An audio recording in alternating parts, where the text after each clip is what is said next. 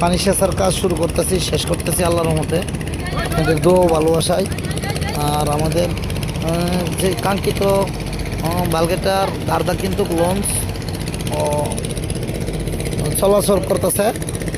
আমরা আপনাদেরকে দেখাইবার চিন্তা ভাবনা, এইখানে কিন্তু একটা বিশাল মাছ, এই মাছটা এই বালগেটের ভিতরে আছে, যাইতেছে না। আরেকবার বাসলে আপনাদেরকে দেখার চিন্তা ভাবনা আছে। আবার এই হেজের ভিতরেও দুইটা মাছ আছে আমার জানা মতে, আমি দেখছি।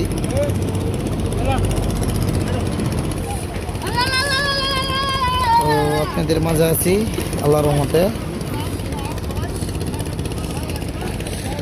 আপনাদের দোয়া ও ভালোবাসায় আমরা আল্লাহর রহমতে কাঙ্ক্ষিত সেই ভালগেটার পানি সেচার কাজ শেষ করতেছি।